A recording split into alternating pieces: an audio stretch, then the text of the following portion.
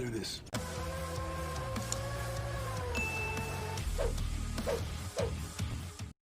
नमस्कार दोस्तों, मेरा क्लास में आप सभी का स्वागत है। यदि आप मेरे चैनल पर नए हो तो कृपया करके लाइक, सब्सक्राइब और बेल आइकन पर जरूर क्लिक कीजिए दोस्तों। और जो मेरे चैनल पर पहले से सब्सक्राइब कर चुके हैं वह मेरी वीडियो को लाइक कीजिए, शेयर कीजिए ताकि ये इन्फॉर्मेशन सभी तक पहुंच चुके दोस्तों। इंटरटेनमेंट गेमिंग के लिए भी अल्ट्रा वेदांत को जरूर विजिट कीजिए दोस्तों। क्लास 12 के लिए बड़ी ही खबर आ रही है। स्टेनोग्राफर्स की रिक्रूटमेंट आ चुका है जो कि स्टाफ सिलेक्शन कमीशन से आया है। ठीक है दोस्तों, जो कि क्लास 12 वाले इसके लिए बिल्कुल एलिजिबल है। क्लास 12 इसके लिए फॉर्म भर सकते हैं स्टेनोग्राफर का। ठीक है दोस्तों, जिसकी लास्ट डेट 4 तारीख 11 महीना 2020 है। तो इसका क्या क्या गाइडलाइंस है, नोटिफिकेशन क्या है और ये फॉर्म कब से स्टार्ट हो चुका है और इसकी फ़ीस कितनी है, सिलेबस क्या है, इस वीडियो के माध्यम से मैं आपको बता रहा हूँ। तो दोस्तों टाइम वेस्ट ना करते हुए अपन वीडियो स्टार्ट करते हैं। ठीक है दोस्तों ये recruitment staff selection commission SSC से आया है।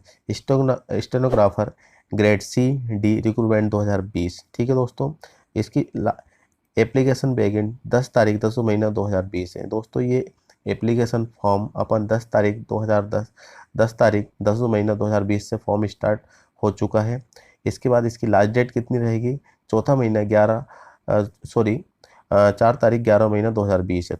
ठीक है दोस्तों, ऑनलाइन पे एग्ज़ाम फीस लास्ट डेट 6 तारीख 11 महीना 2020 है। इसकी जो एग्ज़ाम फीस होगी वो उसको अपन 6 तारीख तक इसको पेमेंट कर सकते हैं दोस्तों। ऑफलाइन पेमेंट की लास्ट डेट कितनी रहेगी, 10 तारीख 11 महीना 2020 तक।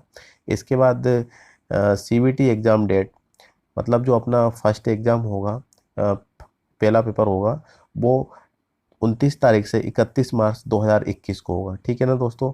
स्किल टेस्ट एग्ज़ाम होगा वो कि अभी नोटिफाइड सून हो जाएगा आपको, मतलब अभी नहीं आया है, वो आपको बता दिया जाएगा। इसके बाद इसकी जनरल ओबीसी ईडब्ल्यूएस की फ़ीस 100 रुपये रहेगी। एसटी एससी और ऑल कैटेगरी फॉर फीमेल, ठीक है दोस्तों, उनके लिए फ़ीस 0 रहेगी। ठीक है दोस्तों, इसके बाद इसकी मिनिमम एज कितनी रहेगी, 18 ईयर्स। ठीक है ना, कम से कम 18 साल का आपका होना ज़रूरी है इस फॉर्म के लिए। इसके बाद जो कि मैक्सिमम एज है वो 27 ईयर्स है। ठीक है ना। फॉर ग्रेड डी, जो दो स्टेनोग्राफर में 2 वैकेंसी है, ग्रेड डी और ग्रेड सी, जो कि जिसकी 18 तो मिनिमम एज होना चाहिए और ग्रेड डी के लिए मैक्सिमम 27 साल होना चाहिए। इसके बाद ग्रेड सी के लिए 30 साल, मैक्सिमम 30 साल और मिनिमम वही 18 साल रहेगी इसके लिए। ठीक है दोस्तों, इसके बाद इसमें देखिए पोस्ट नेम क्या है, stenographer examination 2020 grade C. Past past कितना होना चाहिए आपको, एलिजिबिलिटी क्या होना चाहिए आपकी, 10+2 होना चाहिए आपकी। ठीक है दोस्तों, और ग्रेड डी के लिए transcription English 50 minutes, Hindi 65 minutes. Stenographer ये आपको एक पैराग्राफ मिलेगा दोस्तों, तो आपको इसमें टाइम दिया जाएगा कि इतने मिनट तक आपको वह टाइप करके दिखाना है। ठीक है ना दोस्तों, स्टेनोग्राफर एक टाइपिंग की जॉब होती है दोस्तों। तो इसका फुल नोटिफिकेशन इस वीडियो को माध्यम से मैं आपको बता रहा हूँ।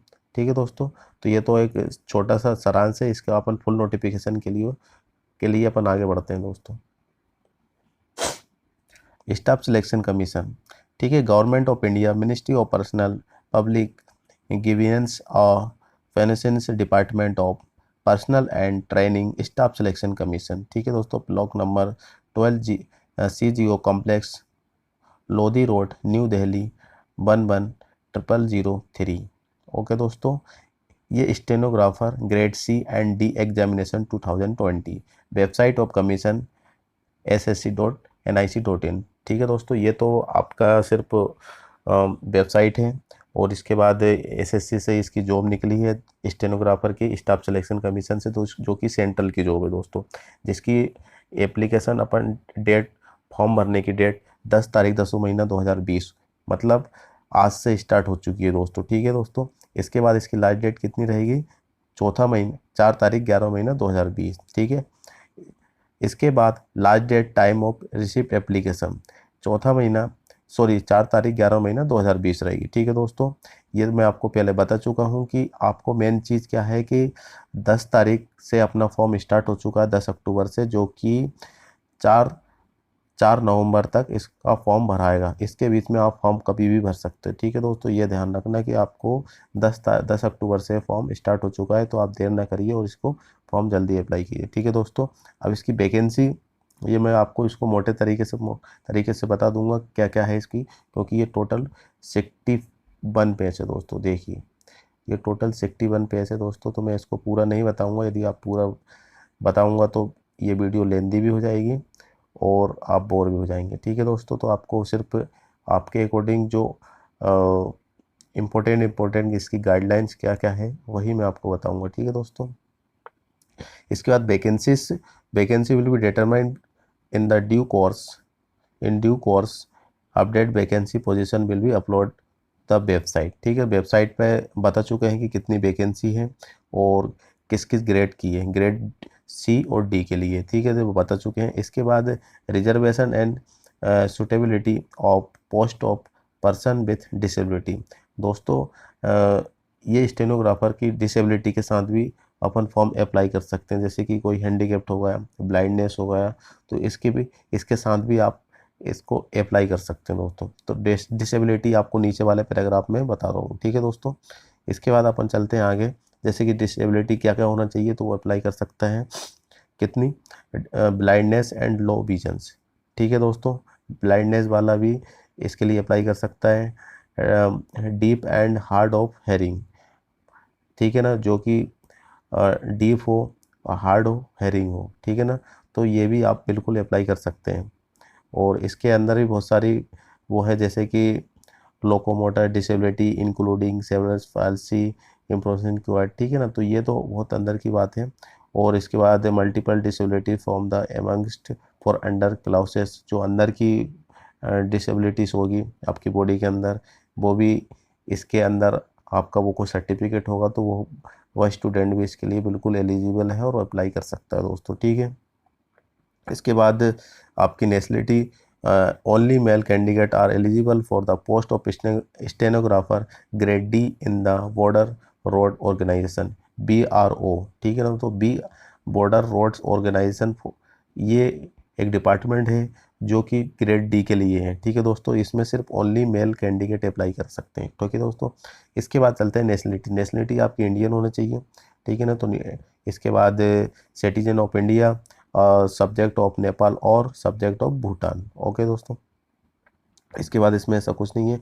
इसके बाद अपन आगे चलते हैं एज लिमिट आपको बता चुका हूँ कि 18 से लेकर 30 साल तक, 18 से लेकर 30 साल तक आपको ग्रेड सी के लिए अप्लाई है, के लिए एज लिमिट दी गई है, जो कि 1 तारीख 8 महीना 2020 तक क्या होना चाहिए, आपकी डेट काउंट की जाएगी। ठीक है दोस्तों, 1 तारीख 8 महीना 2020 तक डेट काउंट होगी, जिसके बीच में आप 18 से लेकर 30 के बीच में होना चाहिए। ठीक है दोस्तों, इसके बाद before 2/8/1990 and not later than 1/8/2002, मतलब आपका जन्म 1990 से पहले और 2002 के बाद नहीं होना चाहिए। इनके बीच में ही आपका यदि जन्म है तो आप इस फॉर्म के लिए अप्लाई कर सकते हो।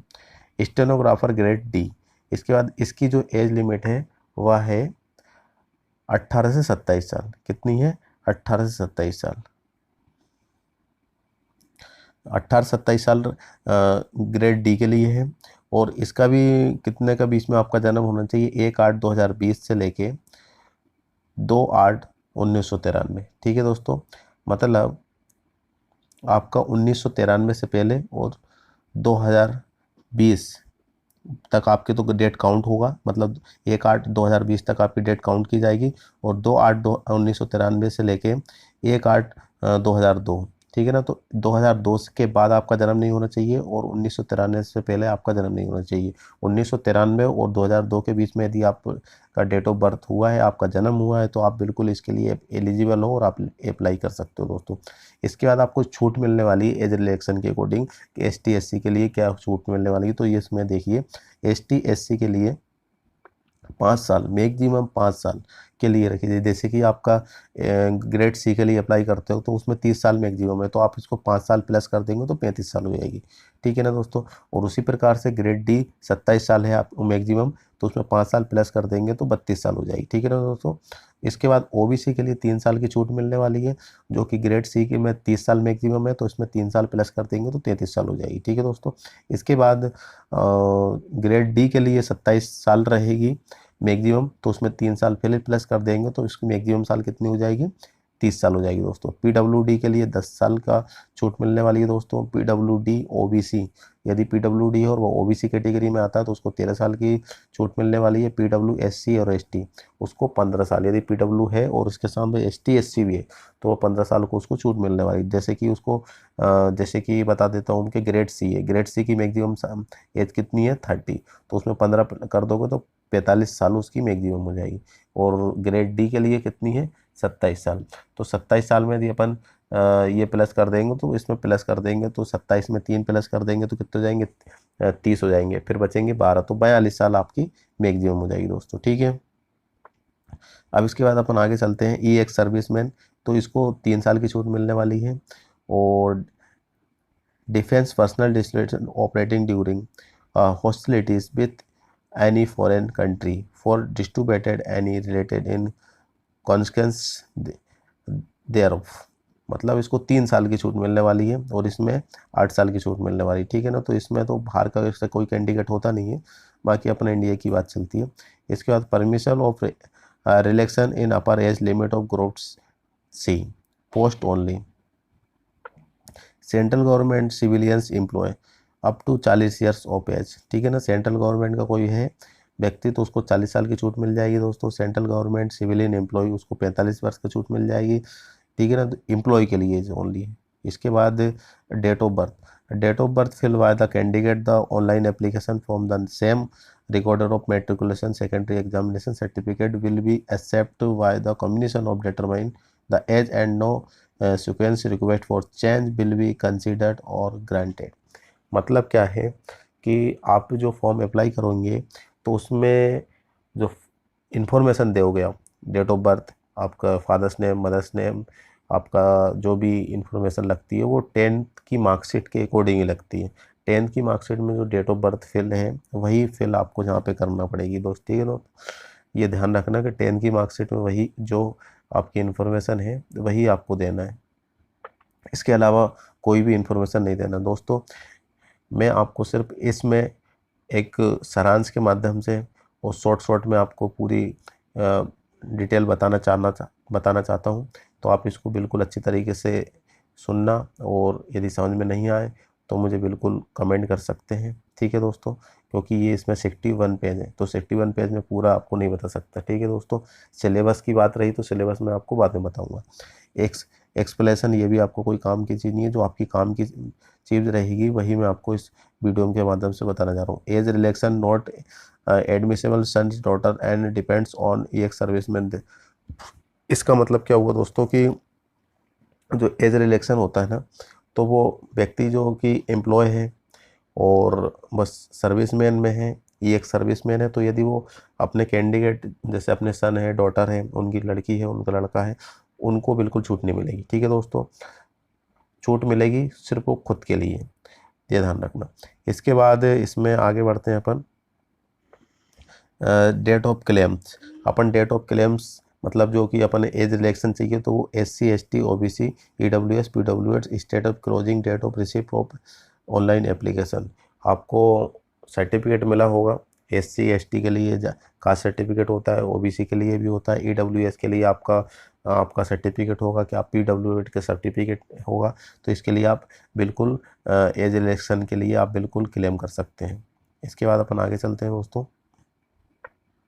बहुत बड़ा है नोटिफिकेशन, तो मैं आपको शॉर्ट में बताने की कोशिश कर रहा हूँ। Examination hall will not be intended script such candidate भी have the bring their magnifying glasses. जैसे कि अब ऊपर अपन ने पढ़ा था कि इसमें डिसेबिलिटी वाला स्टूडेंट भी अप्लाई कर सकता है। ठीक है ना। तो डिसेबिलिटी में जैसे ब्लाइंडनेस है, तो ब्लाइंडनेस के लिए क्या दिया है यहाँ पे, examination hall will not be intended the script such as candidate have bring their own magnify glass, मतलब वो मैग्नीफाई ग्लास ला सकता है। किसके साथ? जो कि ब्लाइंडनेस है। क्यों? वैसे नॉर्मल स्टूडेंट के लिए कोई भी प्रकार का मैग्नीफाई ग्लास नहीं ले जा सकते। क्यों? दोस्तों एक बार फिर से मेरा क्लास में आप सभी का स्वागत करना चाह रहा हूँ। और यदि आप मेरे चैनल पर नए हो तो कृपया करके लाइक, सब्सक्राइब और बेल आइकन पर जरूर क्लिक कीजिए। दोस्तों education qualification as 1/8/2020 candidate must be pass 12th standard और equivalent examination for recognised board of university. दोस्तों आप इस फॉर्म के लिए क्लास 12th पास होना चाहिए, ठीक है ना। यदि क्लास 12th आपने पास कर ली है तो ये फॉर्म बिल्कुल आप अप्लाई कीजिए, ठीक है ना। और मैं आपको बहुत बहुत बेस्ट ऑफ लक कहना चाहता हूँ। God bless you. फॉर्म डालिए और आप बिल्कुल इसको ज्वाइन कीजिए, ठीक है दोस्तों। तो जिसने भी क्लास 12 पास कर ली है वो एक बिल्कुल इसके लिए एग्ज़ाम फॉर्म फिल कर सकते हैं। इसके बाद अपन आगे चलते हैं दोस्तों। इसको अपन अप्लाई कैसे कर सकते हैं कि इसको अपन अप्लाई अपन खुद से भी कर सकते हैं। इसके बाद अपन एमपी ऑनलाइन जाके के माध्यम से भी कर सकते हैं। जैसे कि application are required submitted mode of only and the official website SSC headquarters in ssc.nic.in पर, ठीक है ना दोस्तों। तो आप ये वेबसाइट को डालेंगे अपन गूगल पर और इसकी प्रोसीजर रहेगी। इसके बाद आप इस फॉर्म को अप्लाई कर सकते हैं, या अपन से कर सकते हैं या फिर एमपी ऑनलाइन माध्यम से भी आप कर सकते हैं, ठीक है दोस्तों।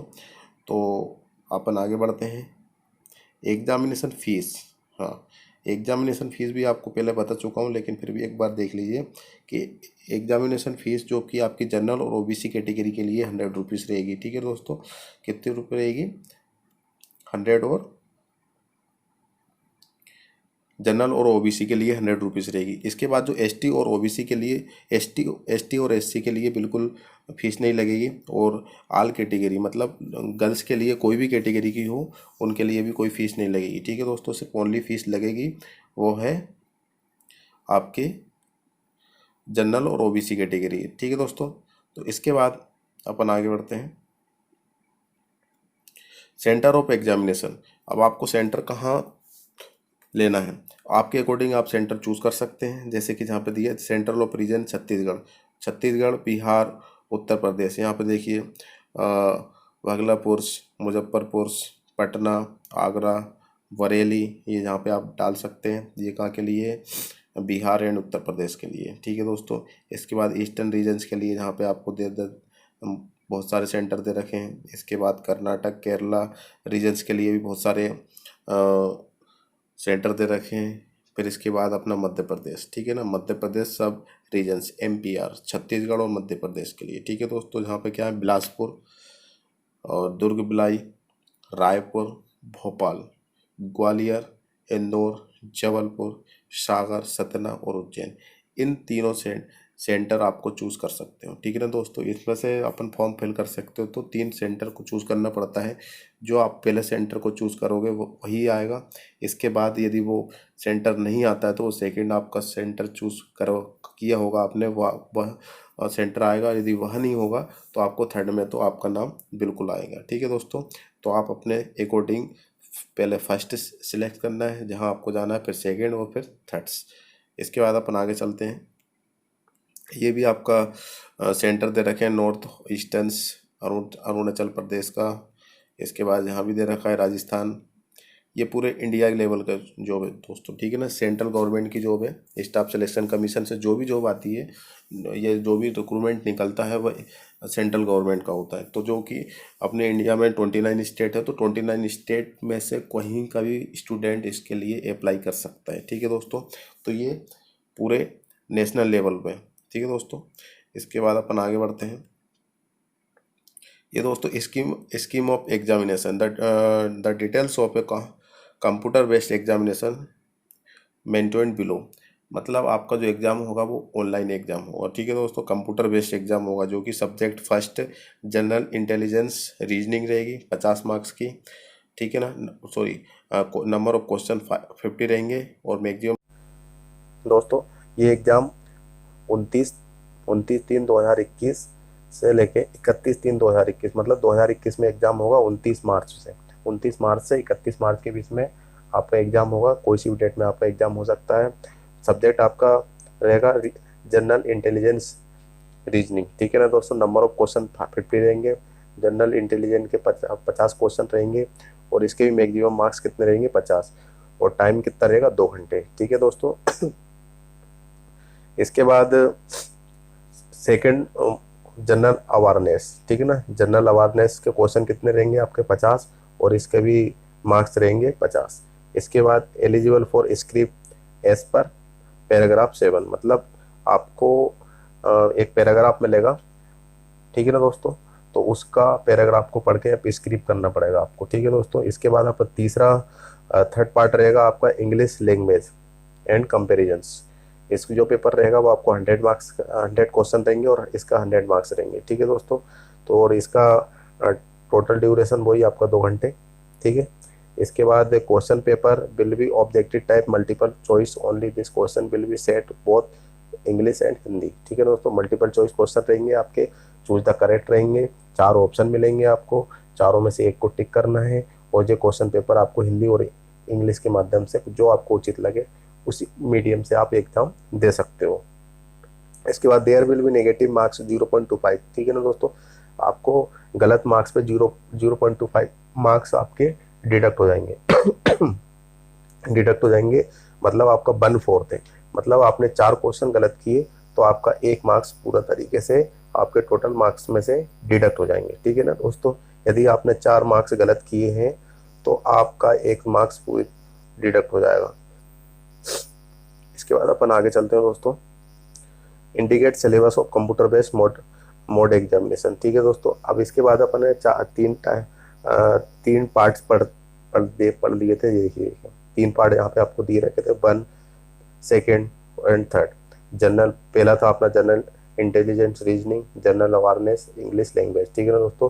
अब इसके अंदर क्या क्या आएगा, जैसे कि यहाँ पे दिया है general intelligence and reasoning, it will be include question of both verbal and non verbal types, the test भी include question and analyse similarities and difference. मतलब आपको इसमें से जनरल इंटेलिजेंस के ये टॉपिक दे रखे हैं और यही पढ़ना है आपको, और इन्हीं में से आपको क्वेश्चन पूछे जाएंगे, ठीक है ना दोस्तों। इसमें जजमेंट है, डिसीजन मेकिंग है, विजुअल मेमोरीज है, बहुत सारे टॉपिक दे रखे हैं आपको, नॉन वर्बल है, वर्बल है, ठीक है।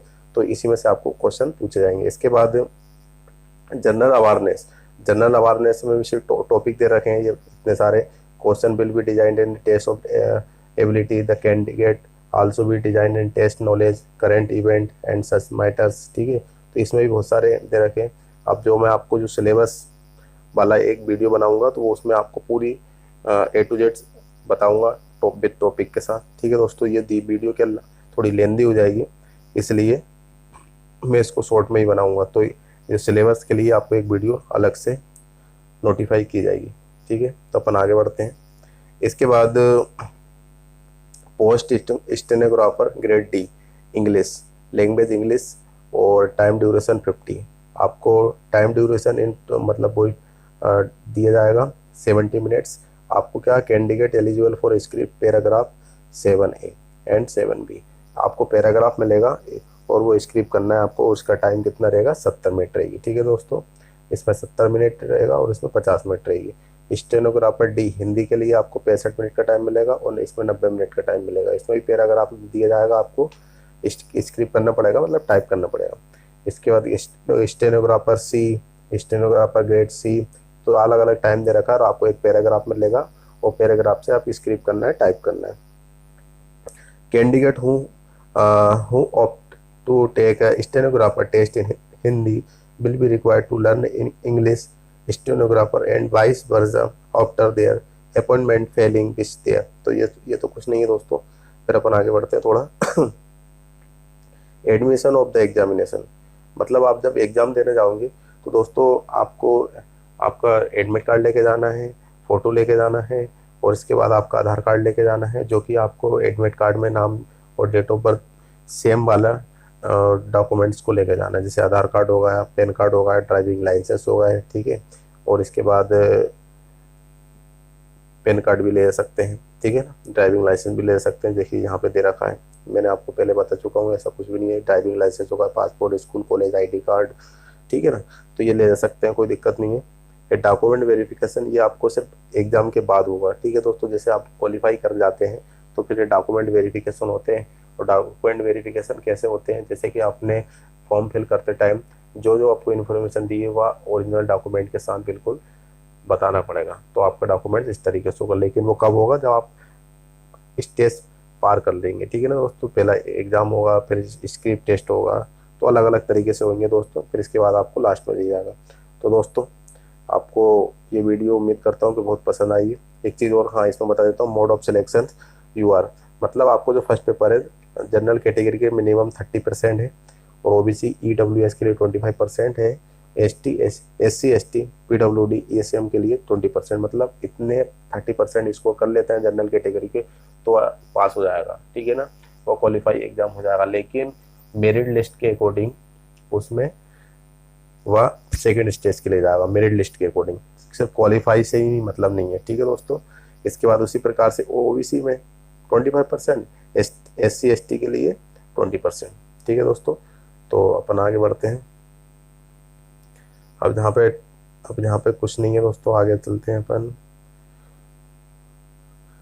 तो इसी के साथ ये फॉर्म फिल करने का किस टाइप से फॉर्म फिल होता है, जैसे कि आप खुद से करना चाहते हो तो कर सकते हैं, ठीक है ना, लेकिन खुद से ना कीजिए, क्योंकि इन्फॉर्मेशन गलत हो जाएगी तो आपका फॉर्म रिजेक्ट हो जाएगा। तो आप एमपी ऑनलाइन के माध्यम से करिए, या फिर मेरा क्लासेस को एक बार कमेंट कीजिए।